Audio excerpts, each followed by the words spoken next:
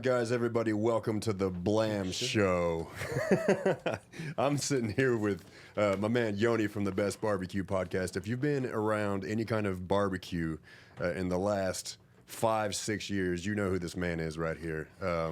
He has one of the hottest barbecue podcasts in the nation, arguably the world.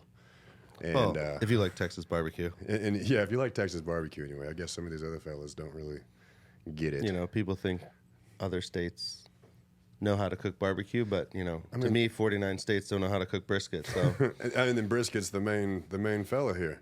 Of course, bro. Where you been spending most of your time lately? Me? Yeah. The Vulcan Gas Company.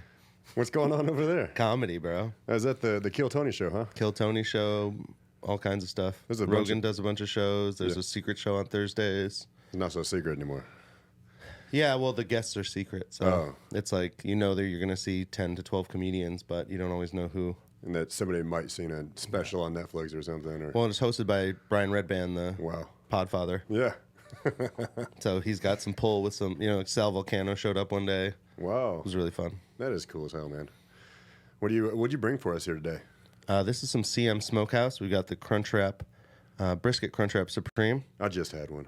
We've got some chicken wings and some ribs that were smoked and then lightly deep fried before they were served. Lightly deep fried. Adds a little. Well, you know how the ribs don't really need it, but the chicken, when you smoke chicken, it's really hard to not have kind of that rubbery chewy skin. Yeah. That quick fry, crisp it up and pulls it together. Yeah. That's awesome. Yeah, I like that a lot. Had a few a second ago. I'm not going to dirty my hands again right now. Yeah. I might dig into that Crunchwrap here in a second. It's like 2 or 3 minutes. We're going to be in here for a while, so. Eating noises, a little ASMR for. We don't have a cough button either. Ibble ASMR. There's no sneeze. It's called the sneeze button. Isn't it? It's called this. Get it out of my face. That's great. I got my tea, so we're good. Is it Texas tea? It's like some throat tea. I've been losing my voice every night, yelling over the noise at the club. Oh yeah, you're spending literally you're there until open to close. You're pretty much kind of. I'm there like running the show Monday through Thursday. Yeah. And Monday I get there at like 5 p.m. And then I got to set up everything. Man. And then you're there till what, 3, 4? 2 really. Yeah. I mean, sometimes we'll make it till 3, but we got to convince everyone to stick around. I feel bad for the door guys and everything, you know. Oh, man, yeah. But it's a party, man. We turned an EDM club into a comedy venue. That's so crazy. And then it goes back into an EDM deal. I mean, obviously not right now. I'm trying to talk him out of doing that anymore, but I think the money's too good for now. But, the comedy is so much fun in there. Are they even doing that at all since what's going on in the world right now? No, yeah, they're fine. They're still Vulcan's wide open, That's bro. awesome. That's awesome. We put on most nights we put between 250 and 300 people in there, and then for New Year's Tony did a show, and we had like almost 400, I think, because we killed a lot of the tables. Yeah, standing room only. Yeah, that's cool. That's really cool, man. I've been noticing since I guess the pandemic has started, I haven't seen you do a bunch of the traveling you used to do for the barbecue, and I know that you've been helping out with Cade at the CM Smokehouse a bunch, so obviously it's taking some time, and the Kill Tony show's taking up some time as well. I'll run the fires a little bit. Yeah. I hang out there a lot. I do a lot of work there. They got good internet. They got lots of drinks and food. So must. Well, especially after COVID, it's like I don't want to be in my house anymore. Like I'll work in my house, but like, that's why I have all this fancy gear and a backpack full of cameras, so I don't have to be home. You got your Saturday office out there in Lexington. Yeah, exactly. Yeah. Have you been going out there still most Saturdays? Yeah, well, they've been closed for 3 weeks, so now Snow's is open again Saturday, so it'll be my first time back in a month. Is it the lull time, the first of the year? Yeah, they always close from Christmas to early January. Very cool. Well, that's smart. That's really smart. We didn't do that whenever I was open, and those were the slowest times of the year, by far. Yeah, and you got to you got to take a break. Our boys, Lane and everyone, Jalen at Goldie's are taking a break right now. I bet they need it. They have been getting slammed, number one in Texas, according to some guy who I guess knows stuff. Yeah, he knows a thing or one or two. I like this. I like was it specially made for this episode or what? No, so my mom and stepmom, they spend a lot of time. Or not a lot of time. That would make them carnies, but they do these like Canton and what is it out there? The trade days in Fredericksburg and all that. So they cook barbecue out there. And or did, and they haven't done it in a while. But when they're out there, I guess they pulled one of these things out one of the junk piles. And Hell I've been begging them to put it in my restaurant for years, and they're like, no. And then finally the restaurant's gone. They're like, yeah, but use it for your podcast. It's nice. It is. You got this full on studio, bro. Yeah. The studio's very nice. I really appreciate Ibble for letting me come in here and do this. We're still gonna do a few things. We're gonna move it around a little bit, and yeah. It's beautiful, though. Apparently, we're going to do something to this wall that's behind you, the white wall. We're gonna figure something out for that. Bro, with those big arms, you can just punch through it. Yeah, just put punch holes, and that'll be my background. Mr. Demolition. That'd be funny. Well, do you see yourself doing any kind of, stepping away during this lull time with Cade and with CM Smokehouse, where everybody's kind of the slow season? Are you going to try and do a little bit of traveling to go around and see some of the guys you haven't seen in a while? I know it's been a while since you've been in North Texas and seen some of those guys. Yeah, and I honestly, I'm kind of revamping everything I'm doing because I do love having a podcast. Yeah, and I want to also entertain those people who might not have an hour or 2 hours. So quick stuff. Yeah, YouTube-y, punchy, a little more hosting and compression of the story. But if you want to hear the whole story, it's long form. We got it long form too. Yeah. That's cool. If you guys like this video, check me out with Brendan Lamb on the podcast. Yeah. The rest of us just kind of talking. Yeah, well, it's just barbecue guys love conversation. Yeah. It's beautiful when people from other states, like especially the Hoodoo Brown guys, when they come here, they love it because out there, people are like, do you want to talk about barbecue all day? Like, are we just going to... You've been talking about barbecue. Nobody can relate to it. Well, it's just like... It's not the culture. They're just not used to it. Yeah. And out here, we're like, yeah, we want to talk about barbecue all day? All fucking Just day. help me watch the fire. Yeah, all day. Mix that up for me. That's one of the things I really, really, really do like about the community that, we've kind of... that we're all a part of here with... Just being able to walk up to somebody's pit room, as long as they're not in the middle of rapping or something crazy, but to be able to sit down with them and talk about the nuances on the way that they do stuff, or talk about, even not even the barbecue, but just being around the barbecue. That the fireside chat thing is very, very, very cool, and that's nearly became one of the names for this. But because that's where all of our conversations is always taking place, is right there in the pit room. Well, and I wouldn't have a show if I wasn't. I'm not very good at like being subtle, so I usually just fucking kick the door in of the kitchen. I'm just in. Most of these guys, I mean, I was like in the pits at La Barbecue before. Yeah. I really like. I met you before I went into that new location. Yeah. When you guys were in that trailer park. I did your first episode, didn't I? Yeah, you did my first episode. And we waited 3 hours because you went to get wood. Hey, I know. No, I mean it was. It was everything was sloppy. I mean, I had this weird co-host, and I was sitting there being like, I think we got everything. You know what I mean? It was like Zoom recorder, a couple mics. I don't think we even brought headphones, so we could have just totally screwed up the whole sound. There was zero video. And it's outside in a park to where there's people like right there on Cesar Chavez. Yeah, on Cesar Chavez. All the traffic and then airplanes and yeah, bro. It was. I don't go back and listen to those much because they sound okay, but it'd be cool to find to see where it's coming from because they're all out there. And you've got I listen to them every now and then. I killed a bunch of the stupid like gimmicky ones that we did back in the day. That's all I've really gotten rid of. Yeah. Well, I mean, we did a pretty fun one when we drove out to Mississippi to Brad Orson's place. Oh, yeah, we did the road episode. That was fun. When I broke my trailer and the You didn't break it. We just...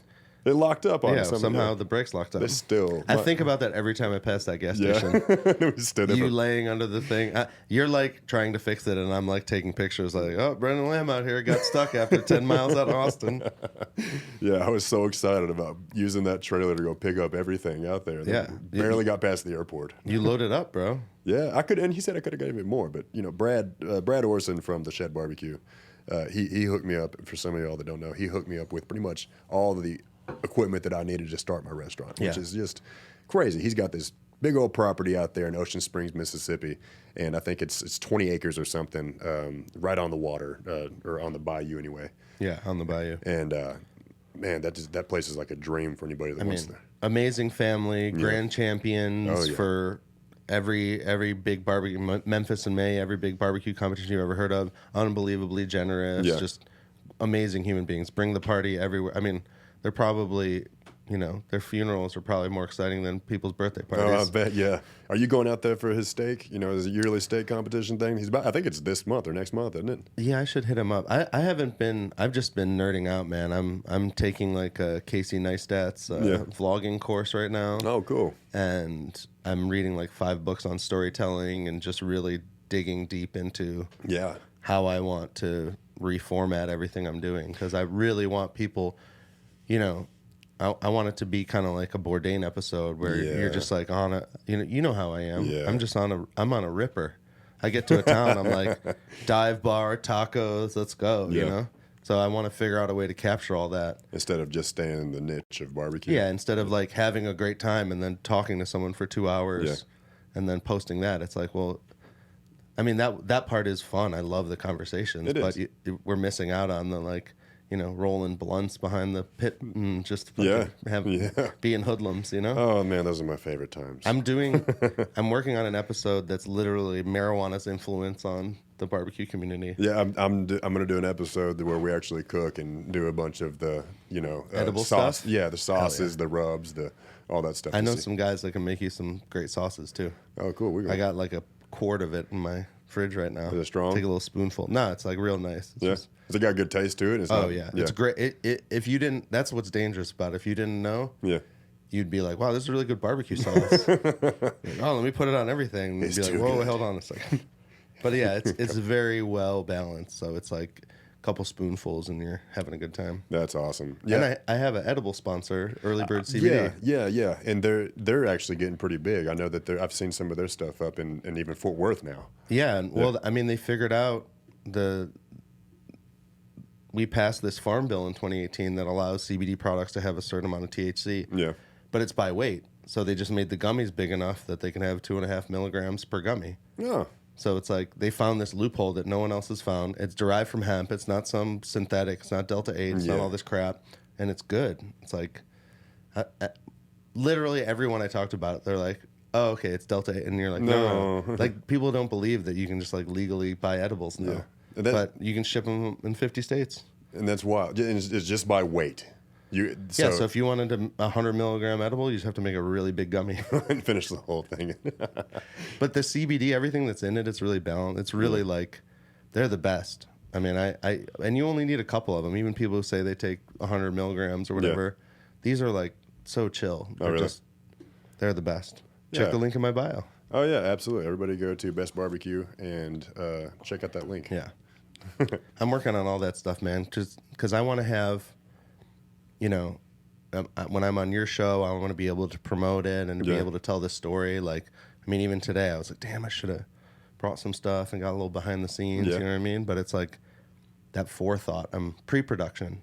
I know production. I'm learning pre-production. Oh, you're learning that right now. Yeah, just how to think ahead, how to be like, oh, when we were playing with the dog, that would have been...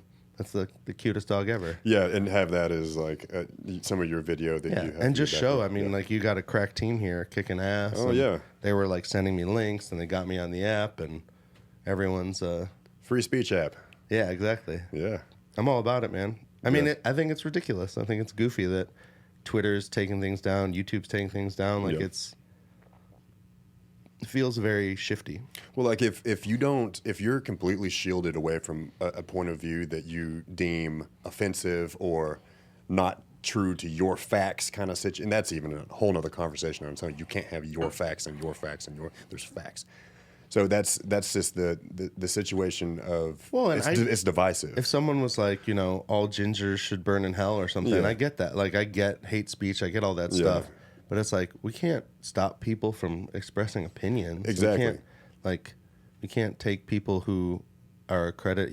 It would be like if Memphis was like, oh, if anyone talks about anything besides Memphis style barbecue, you're banned. We don't want that. Yeah. You know what I mean? It's like, why would you not want that conversation in there?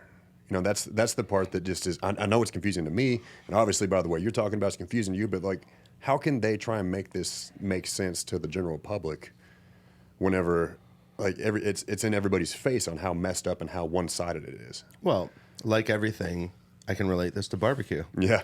If you look at it, the average person, they watch, I don't know, Food Network or something, and they're like, this is barbecue. I use some charcoal, or I... You're right. You know what I mean? Yeah.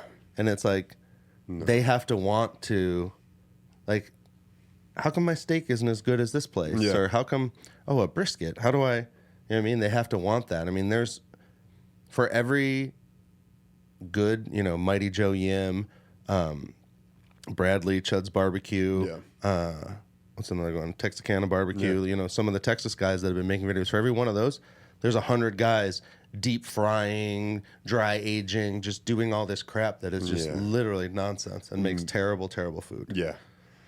That's, I guess there's a space for that, for the people that want to go on and experiment and try stuff. But it's the worst. It's a waste of meat. It's like competition barbecue. That's what one of the things I deleted were some of my old competition episodes because they just didn't have any substance. Because these guys, when you inject, like in competition, they're gonna inject the meat. They're gonna cover it in MSG. They use parquet butter, and it's just nonsense. Like Texas barbecue is the best because it's simple and you're letting the meat talk for itself and the smoke of the wood. Those wings have, they're tossed in a sauce, but besides that, they were literally just smoked and then fried. They weren't seasoned. They weren't anything because you don't need it. We're here for the meat. We're not here for all the different, 12 different spices you're going to put in, layering the rubs and doing all that. It doesn't need to be all that. Listen, it pisses me off all the time that I'll cook chicken and I'll catch it a little wrong. I'll leave it on the smoker. I'll leave it too close, whatever. But then you can go to any grocery store place and buy a rotisserie chicken. They're amazing. Every time. And it's like, that's not any, they literally just seasoned a little bit and threw it on a rack. Yeah. That's all you need. Yep. Same thing with vegetables. I mean, people all the time are saying, cauliflower. Oh, you hate vegans, right? And I'm like, no, if a vegan or a vegetarian wants to come to what I'm doing, I mean, I think everyone should embrace, diet fluidity. So we shall be fluid. You don't have to be a little bit of everything in a space. You can, if you want to eat meat, eat meat. If you want to, we don't like. I feel like that creates a lot of stress for people. You decide you're vegetarian, and all of a sudden you're like, "Damn, I want that pepperoni pizza." But it's got this in it, and now I don't eat that anymore. It's like, let's all just relax. I've got a moral disposition. I love, like charring some spring onions or the ones with the big bulbs. Yeah. And just making amazing vegetables. This one girl came and she was vegan. And so I cleaned off a spot in the smoker. I roasted all these vegetables, and then I got this like really nice fresh pasta, and I made her like a pasta primavera that was smoked. Oh, hell. And she was like, "This is the best food I've ever." Like she was just like, and she was like, "I was so worried about coming, and then my friend told you," and I was like nervous because people think like meat people hate non-meat and it's gonna be people. completely benevolent against you and say that, I know you're a vegan, but I'm going to sneak some beef tallow in here, or I'm going to sneak some. Yeah, and that's not. I will try to do that, though. Beef tallow is amazing. Oh, yeah, it's gold. It's worth its weight in gold. No, but I'm not even kidding. There's like this thing where people think there's a rivalry. It's like I'll literally just check my DMs and they'll be like, "Fuck vegans, right?" Yeah. And I'm like, sure. No.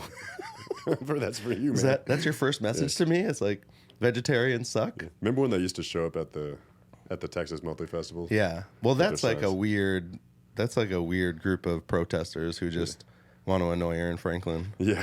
Yeah. I think that's half the reason he didn't he made like his own event because he was like standing there listening to them. Yeah, just tired of it. Well, he was right along plus his line was insane. It was just stupid to have him there. People in his line are having to interact with the protesters. Oh, yeah. I mean, they were having fun with him. A lot of those protesters I think they need some like mental help, Yeah. They're just like, I mean, if you're foaming at the mouth, mad, showing me pictures of weird dead animals that don't like they were just showing like that it wasn't like from a meat processing factory. It was like just a dead animal that got it was like a little baby pig someone like stepped on. Like it didn't even make any sense. I was like, that's just gruesome. Yeah. I don't like that nothing to do with what we're doing. I don't like that shit either. There's nothing worse than people that are cruel to animals. But at the same, I mean, there's worse. But America's big enough. I mean, I think every cattle hog, chicken should have some space. Yeah, and it's stupid they don't. And yeah, you know, like them big old farms they got in Georgia that people get sick from because they're spraying everything all over the field. Yeah, it's frustrating. Well, and that's what gives us the bad name.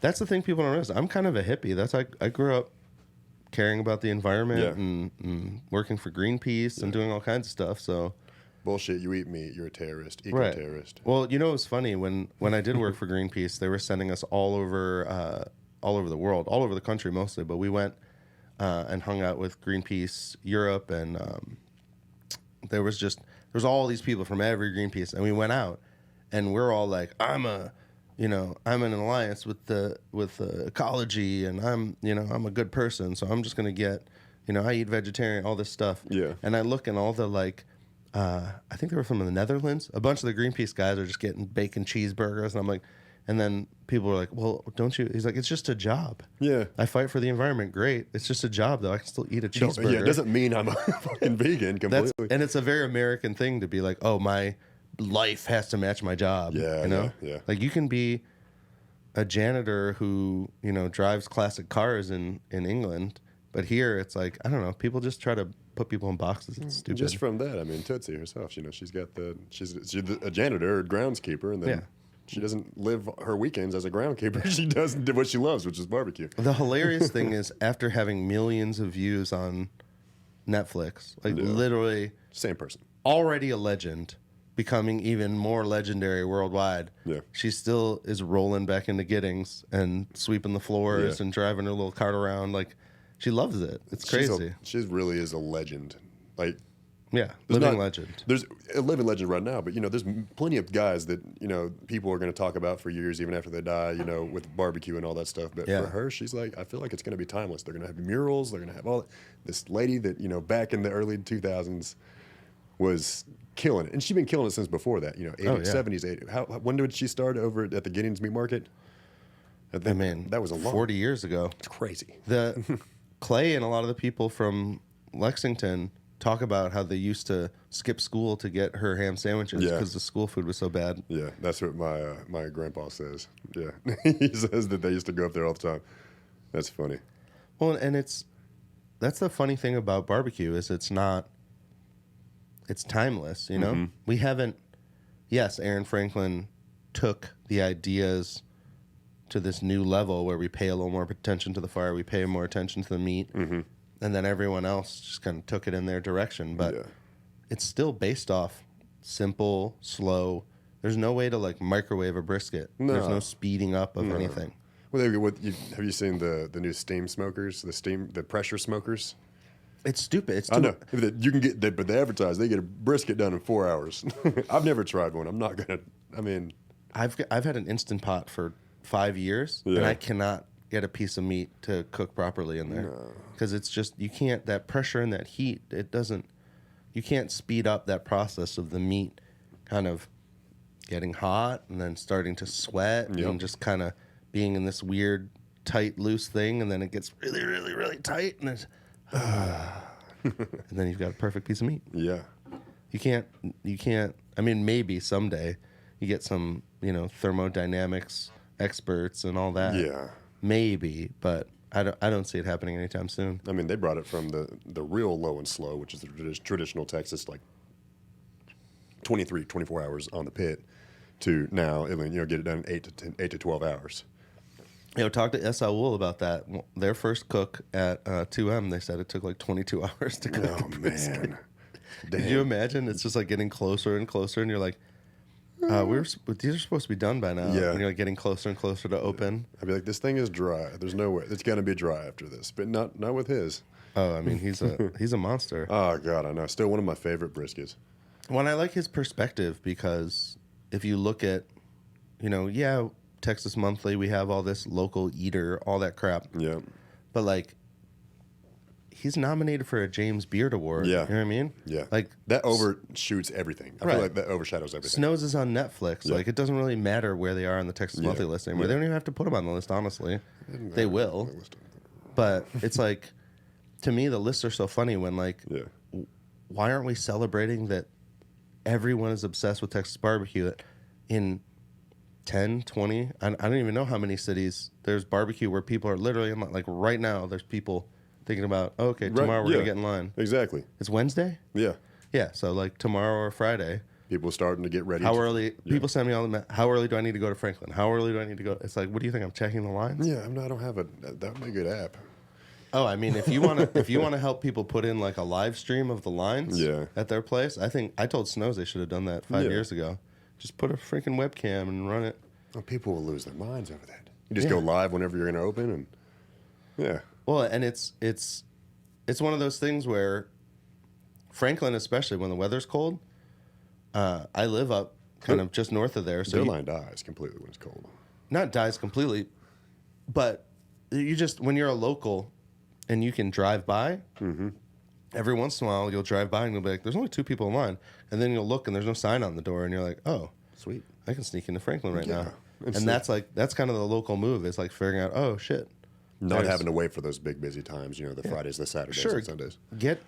Go there at 5 a.m., go there at 4 a.m., but if you live in town, just like cruise by every once in a while. You'd be surprised what you can catch at the end of the day. Yeah, just don't be set on, hey, today is my Franklin's day. It could have to be today or tomorrow, the next day. I just know I'm going to get it.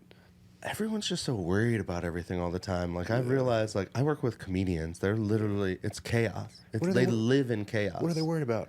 Yeah, so, like, whenever people hit me up, oh, what time do I have to get early? I want to do this. I'm like, just go get, if you can't go there, we live in the best barbecue city in the world. Yeah. Just go get some Micklethwait.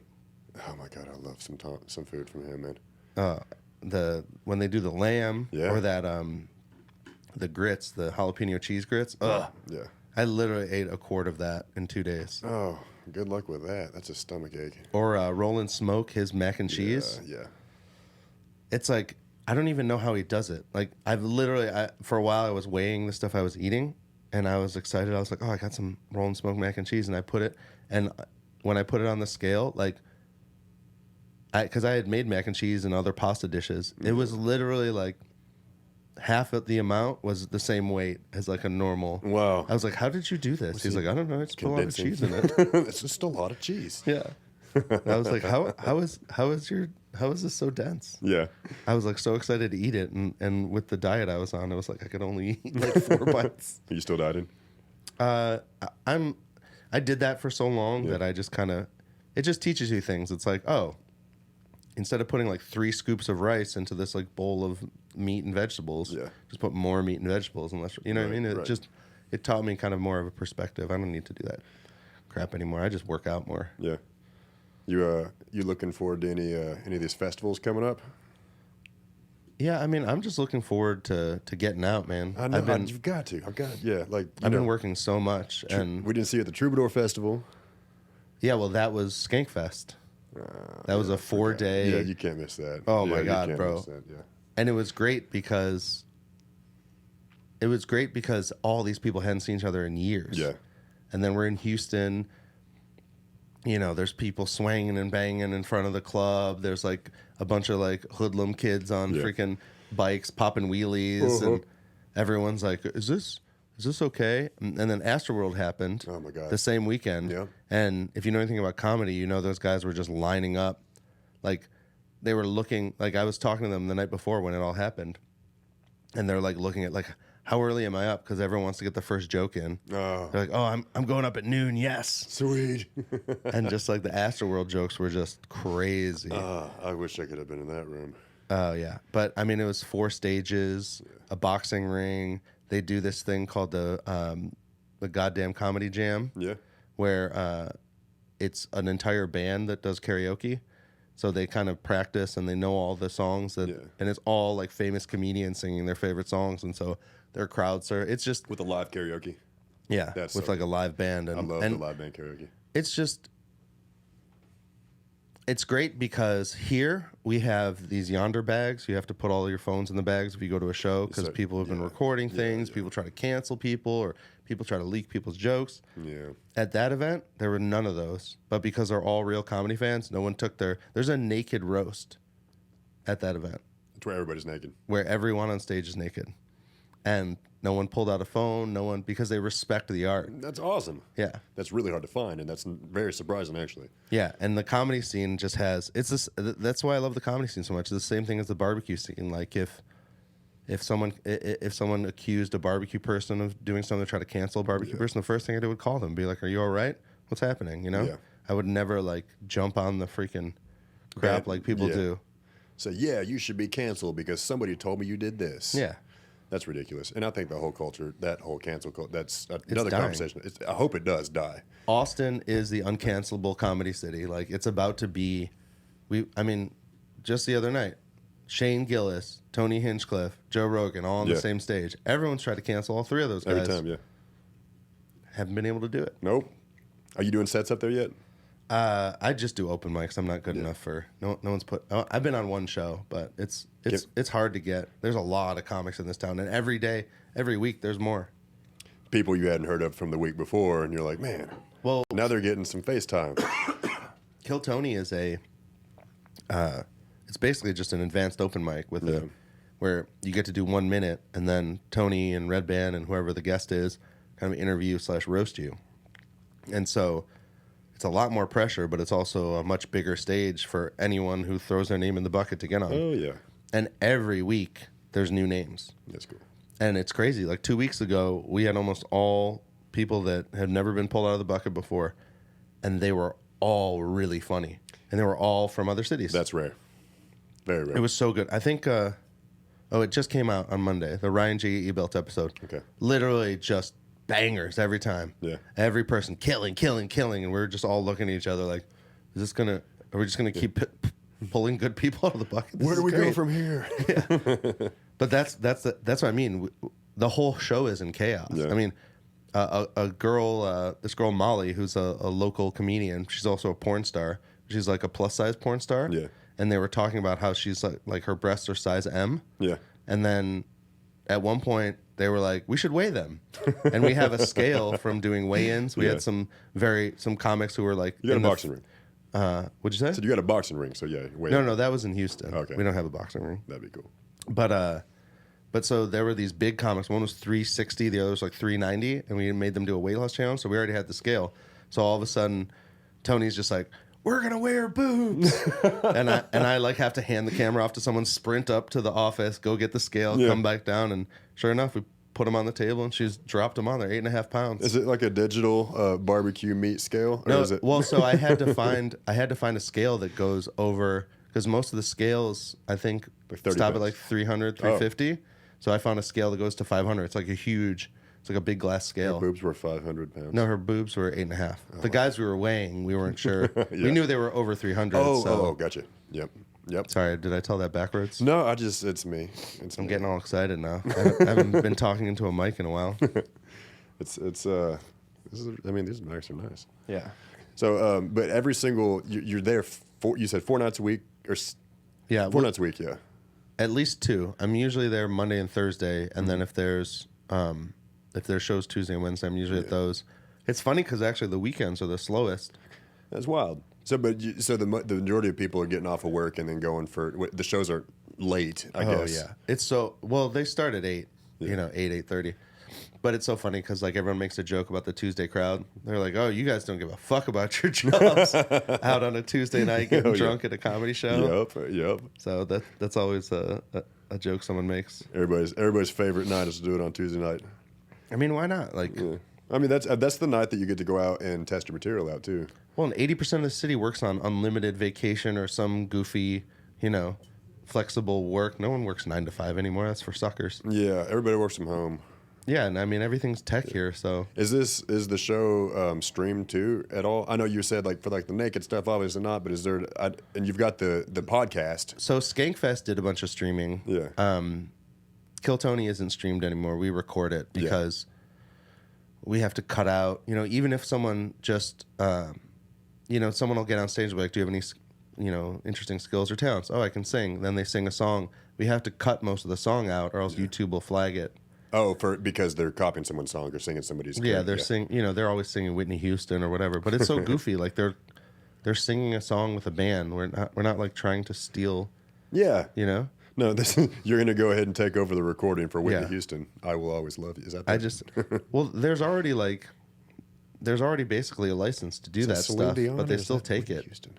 Someone always claims that. It's so goofy. They still go ahead and go up and push just to try and deplatform some way or another. There's like, that's another whole thing. Yeah. Is that a way for people to get pissed off at the jokes you were making? So then they're like, we're going to claim copyright, because we can't cancel them. I mean, it's a little bit of that, but it's also there's so much money in copyright claims now. Yeah. That people are writing algorithms. YouTube has literally, if I make I tried to post a podcast a while back, and I had to lower the volume for 2 minutes because the music at the barbecue joint was loud enough that it could hear it, and it said, "Oh, this is copyrighted." That is crazy. It's not a person. It's literally when I go to upload, it's checking for copyright, and that's one of the bars you have to wait for before you can upload your video. Just goes through and see if there's anything that's recognizable.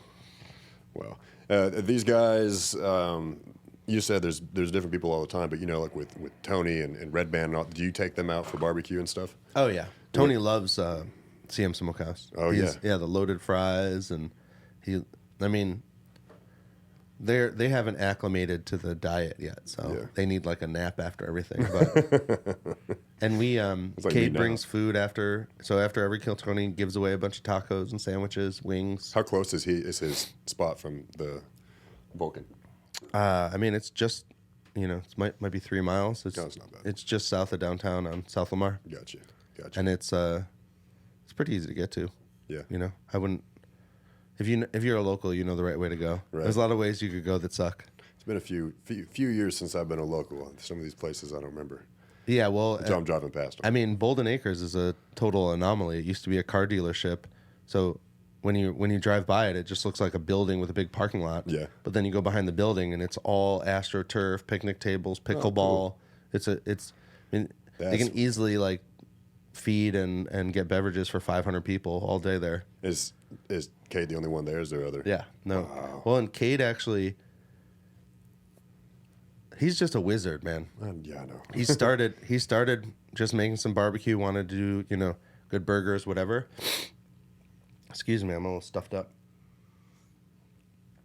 And he figured out all of these ways to, everyone can hold barbecue, and I can't really give away his secrets, but he cooks a really different way. He's found ways to kind of take brisket a little further, put it in a lot of dishes. Yeah. But if you just get the fucking queso where he dumps a bunch of brisket in it, it's insane. And they make their chips fresh. Everything's fresh. So he's got a fryer. He's got a fryer in there. Yeah. So he has another truck. It looks like it's a food truck, but there's a whole commissary behind it. Wow. So it's really a kitchen. It's just the kitchen doesn't have any vent hood, so they have to cook in the truck. Gotcha. All electric. That's why, because people are like, oh, it's a food truck. I'm like, yeah, but it's really a restaurant. Yeah. They serve more than any food truck in the city. But at one point, him and the owners are all partners now, bought a second truck because he was going to do a second menu called Gringo Loco, which was more of the crunch wrap and tacos and birria. He's gotten so efficient, and he's got his methods and ops down so well. He runs 2 menus out of that one truck, and the Gringo Loco truck is just sitting there for when they need it. Wow, for overflow. Yeah, he's a monster, bro. Yeah, he's doing every few weeks. He's like, "This is our biggest Saturday ever," and I'm like, "Bro, you're selling more food than every barbecue joint we know, except for Terry Black's and some of the big ones." Oh, they're doing hundreds of thousands of dollars a day. I swear. Oh, Terry Black's? They're doing a lot. They're doing they've got all their food in Kroger. Is it Kroger, I think? Yeah. They've got food in Kroger. They've got their Good Belly stuff that just flies off the shelf, and they got the 2 locations, and I guess they're looking for other locations. Imagine cooking 250 briskets on 5 smokers. Yeah, it's wild. What? Their smokers shut off for each one gets 8 hours off, just long enough to clean it, and then they just light it back up again. That is insane. Because cooking 52 briskets a day is enough. That's crazy. Yeah, and then you're going into 110 and then 200. Franklin's in the 80s or 90s. I don't know what Salt Lick does, but that's not very good, so it doesn't really matter. I remember during South by, they were talking about some numbers with Franklin doing 110 a day or something like that. Yeah, I think a little over 100 is their max. Yeah. It's just When you like think about the sheer like each cow only has 2 briskets. Yeah. So if a place goes 100 biscuits, that's 50 cows. 50 you know cows. What I mean? It's just like that. Once you start thinking about the math and everything, like we should be so grateful that we have. People are complaining about prices now. The price of everything's going up, man. Yeah, it's not just barbecue. It's not just. And what more nutrient dense, like delicious filling thing is there than barbecue? Yeah. Like, just go buy barbecue. Go buy more barbecue. When the price goes up, buy more. I've been telling people for years, this is the cheapest it'll ever be. Because it's Only it gonna is. go up. Yeah, it's never gonna go back down. I mean, I'm not gonna say never because who knows what's gonna happen in the market. But I mean, that would be amazing. It But looks. you know how it is. It looks like it's not going It's down. the same thing with the government when they take away a Right, they're not going to give it back unless you fight for it. Yeah. Ain't that the truth, man? It's so easy to give I know away. you're a freedom fighter, bro. Slight. I know what you want to talk about. We ain't talking about nothing. Get your freedom boner going, bro. So yeah, hang out with comedians now so I can talk shit. Yeah. Have you? But hanging out with a lot of those guys are. So you're talking about the freedom fighting thing. So how's it been with the mask mandates and the vaccine stuff in Austin? Because it's all pretty loose. It's a bubble compared to most other places in Texas. Yeah, but here's the thing, man: is that you like someone has to enforce the rules for them to be a problem. Like and nobody's enforcing. I mean, you could drive naked backwards on fire down I-35 and you'd probably still make it 20 miles before anyone even pulls you over. True that. I'm not even kidding. Like people are just. Who cares about mask mandates? Like, let's stop people from texting and driving. Exactly. You know what I mean? Like, let's actually like there's a way to save lives in this city, and it's like driving, murder. You know, like the normal things that the police should be doing. And we're all worried about whether or not people are wearing masks. No one cares. Nobody cares. I mean, there's people that care big time, and you are putting their life at risk if you don't do it. I mean, in the Vulcan, a couple times a week, there's like 1 or 2 people with masks in the show, and we're all like. Like the comedian? No. Okay. Someone in the crowd. I was like, how would you ever? And that's a thing on its own. If you're going to a show, say you're a comedian or you're a musician or something like that, and you look off into the crowd and you see everybody with a mask on. I mean, yeah, they're all being safe, all that stuff, but like you have to be able to read off their expressions on their face. They don't do anything. If you're in a room full of people, shoulder to shoulder, it doesn't matter if you're wearing a mask. It doesn't do anything at all. Yeah, but I mean that's just beside the point because some people makes them feel better. Like whatever. I'm not here to tell you what makes you feel good, what makes you not. But the science. I'm not going to get into that, but it doesn't fucking work the way they think it does. Well, and it's a courtesy. I love it when there's like a couple people in masks because then the comedians have someone there be like, "You better have symptoms." Yeah, you better have symptoms if you wear that mask. And there was one. Was that this week?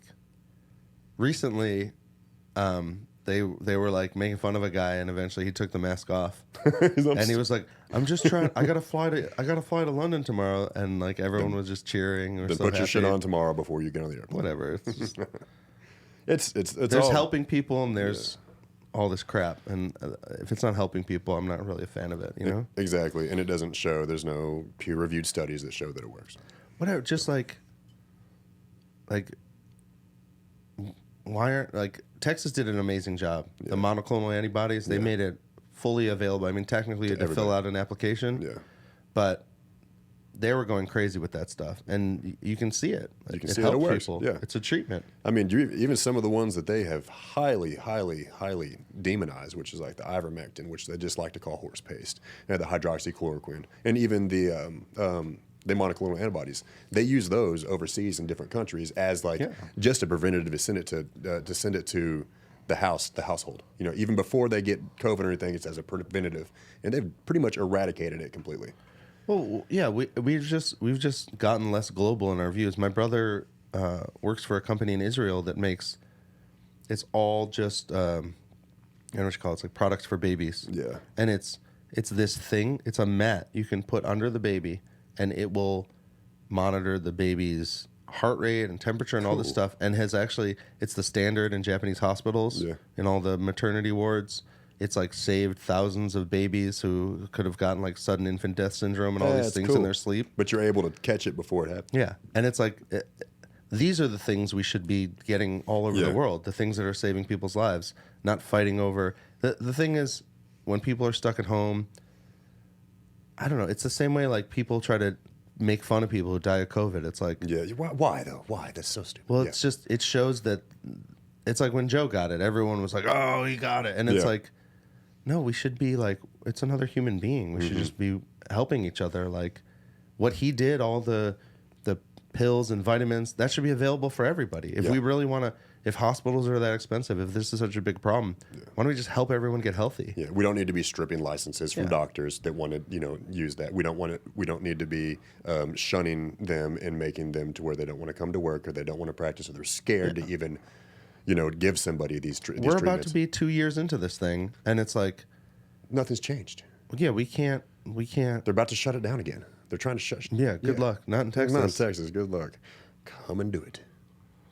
But man, it's wild the way that it's played out. It's really there's two ways to look at it. There's probably more than two ways to look at it. But there's two different ways I see, and one is there's this doom and gloom side of it, to where you can be like, hey, look, they're trying to take away rights. They're doing all this and this and this and this and this, which is horrible in its own, and we got to find a path to fix that. But we're living in the most exciting times in human history, for sure. Like, would you rather be living in a time where nothing happens at all, forever, and never get to experience anything that's world changing? Well, and I think it's time for everyone. Like, you go on Twitter, and I'm sure some of the guys that I'm talking about, but there's a lot of guys that are just dealing with so much crap. Yeah.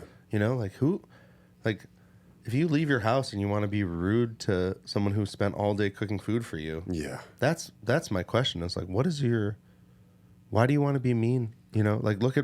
Follow Patrick Fegis. Like, he's got crazy stories about people just completely disrespecting his business for no reason other than they want to be an ugly person, or because they ran out of brisket or whatever. I'm sure the thing is, everyone wants you to have a good time. Yeah. But if you don't want to have a good time, I have this conversation with people at the comedy club all the time. Yeah. Because they're talking, and I'm like, because sometimes the door guys aren't around or whatever, and I'll be like, hey, you guys got to keep it down. You're disturbing the show. And they're like, oh.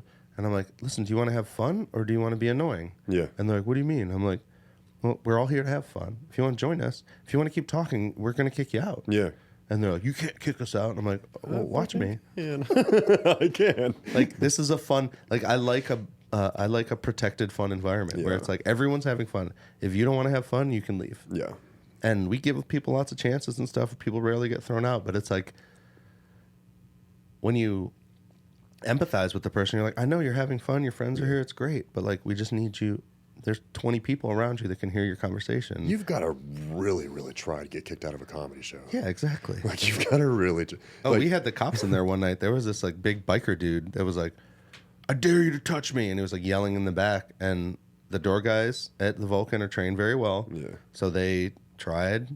They don't really grab people. They don't do any of that crap. Just corral, kind of. Yeah, they were just... Most of the time, if you tell people you have to leave, they kind of already know they're being an asshole. Yeah. So they're like, all right, fine, I'm leaving. Yeah. Like, every time except this one. And even this one, all we did was call the cops. And the cops walked up to him. And they didn't put their hands on him or anything. Said, you got to go, sir. And once the cops were there, he was like... And then it was so funny because Joe's on stage, and he's like, "Oh, what's happening back there?" Because he doesn't even know because we're like, and there's lights in his face. He can't see past the crowd. And he's like, "Oh, what happened?" And the woman's like, "They're kicking us out for no reason." And then he looks down to one of his security guys. He's like, "No reason, huh?" And the security guy's like, "No, they cut their phones out of the yonder bags and like they're like destroying the property of the venue, trying to cut out because they want to check their Instagram or whatever." No reason. And he's like, "No reason. I took a knife out of my pocket and cut someone else's property, but I'm getting kicked out for no reason." Like, he just teased her out the door. It was so good. Chris D'Ala. I have a clip of it. I'll show it to you after this. Yeah, please. Yeah. I was in, I think it was at the Laugh Factory in Los Angeles on Sunset. And Chris D'Elia or D'Elia. Chris D'Elia, yeah. It was before he did Whitney. But I had some shirt on that was all striped and it was, I guess, too tight on me and all that. You know how it goes. He started making fun of me because my shirt was screaming. Were you sitting in the front row? Oh, yeah. Yeah. So I don't sit in the front row at comedy shows anymore. Yeah, if you. But I mean, that was a good sport. But at the same time, and there was some drunk lady in the back or on the side that kept on blurting shit out, and he was making fun of her and doing the his drunk voice that he does. Yeah, hilarious. Penny. Yeah, I think he's funny. He is. I hope he figures this shit out. Does he come out to Austin and perform ever? I know he's more of like a northern dude. He was kind of caught in a little scandal, so he's been kind of laying low. I think he just started his podcast back up again. Good. So I have to check that out. Yeah, I mean, I love these guys. I hope Louis comes here, man. Yeah. I mean, I watched his new special. Like, he's a genius for, he was one of the first people who just made his own platform. Yeah. Oh, you want to watch my special? Pay on my website. You know what I mean? Instead of having to. Yeah, and he did free for Netflix. He did a special. The first one he did, I think it was $5. Wow. And he made like $5 million. That's ridiculous. And then if they would have released it on Netflix or Showtime, they wouldn't have given him half that. $100,000, $200,000 plus some royalties. Yeah, and he literally was just like, "Oh, I'm gonna make." But also some of these guys, Shane Gillis, Mark Normand, Tony, they're just putting their specials out on YouTube. Yeah, and still getting millions and millions and millions of views. It's not as much money, but that turns into, Shane was popular. Shane was all these things, but as soon as he put out that special, all of a sudden you just started noticing more people recognizing him. He came to a bunch of shows before he shot that special in Austin. Okay, so he'd come to a bunch of shows, and people recognize him and they'd cheer. But now when he gets on stage, it's like, yeah, yeah, because everyone's starved for good stuff, and when someone puts out is generous enough to just for free drop a special, it's like. It's crazy to me. I'm like, and you know how much work goes into putting together a set, and how much time goes. That's 2 to 4 years of work. Yeah, because you're having to go and test all the material out. You're going to have to go and rewrite. You're going to it's crazy amounts, and then they go, and then you get that kind of reception, and to give it away for free. It's just that's next level. That's like me cooking for 2 years and not ever making any money like that. That's like you're just literally standing on 6th Street, free brisket. Yeah, here you go. But it's so cool to see them master their craft. That's one of the things that's been inspiring, because now I watch them and I'm like, oh, I see how he changed that, or I see how he moved that, and those two jokes that he had at the beginning and the end, now they're both at the end because they were kind of more related. Yeah. And that's what's inspired me to really just throw the book out and write a new one for everything I'm doing, because there's just some people want to listen to an hour conversation, but some people just want to know the beats. They want to know. And I want to be able to just throw my backpack on and I really like the new content. I mean, for you, at least, for the video side of it, like what you've put out with I think it was like a post or two ago on your Instagram with the Snows Crew. Yeah. Like, I really like that format that you did right there. And it seems like I didn't see that before from you. Is that one of the things that you've kind of started trying to do that? Yeah. And I've literally, the comedy community is very generous. They're very caring, like they love having me around. They love having a guy with a camera, and I record their sets, which is a big thing now because you never know what can happen, or someone yells and so I've literally in the last 6 months from the comedy community, I've taken every dollar that I've made working with them and I've just reinvested in myself, and I just keep basically putting more and more stuff on like 0 interest credit cards. Yeah. And then paying it off. And so that's turned into, now I have this amazing, a backpack, a YouTuber designed that's made for traveling and cameras and all that. Nice. And so now I have like the rig. So I'm ready to go. Good. But it took me 6 months to accumulate all the cameras and the gear. And there's still obviously, I'd love to have half the gear in this room, but it's cool to just organically figure it all out myself, because kind of like blaze your own trail, Yeah, and now I literally have a studio in my backpack. So the next time we go get food or whatever, we'll just be running around selfieing it. Just unpack, throw a few mics out, your interface, your cameras, and your. I could do this anywhere. It wouldn't sound as good as this. Yeah. But I could do this literally anywhere. 3 cameras, everything. That's awesome. Well, out of one backpack. I like that, and I think that'll take, just like you're doing anyway, take the barbecue podcast to the next level. And I really do like what Kate is doing with the bar. Everybody does a classic barbecue. Everybody does the brisket. The Trinity, and everybody does all those things. But he takes that, and everybody knows he can do it. But he takes it to the next level anyway. Take a great burger, put it on Texas toast, put brisket jam on top of that. It's literally a jam he made with brisket and onions. Yeah. Put that on top of it. What's the last? Oh, and it's like deep fried jalapenos and green peppers on Texas toast. Wow. The Brisket Blues Burger. I almost brought one of those, but I didn't want you to fall asleep. It's heavy, huh? It's a thick burger. The other one, the even bigger one's a smokehouse burger, where it's that whole, it's a burger, Texas toast, or it might be on one of the potato buns, but then it's like a handful of pulled pork on top of that. Oh, cool. So it's like a huge burger. Yeah. You can do 1, 2, 3, 4. You can get as many patties as you want on their classic burger. Like, besides, I mean, even if you want a salad, they do a Caesar, like a smoked turkey Caesar wrap that's full of kale. Wow. I mean, there's really not anything on the menu that. That's what I'm thinking. I like the Leroy and Lewis situation. This is the elevated barbecue. I mean, obviously, you got to keep the staples, but this elevated barbecue thing is something that is really taking everybody by storm. You got even in North Texas, you've got a bunch of the guys doing stuff that's kind of like off the wall, and it's really sticking. People really like it. So like Hurtado with all his really cool sausages he's doing.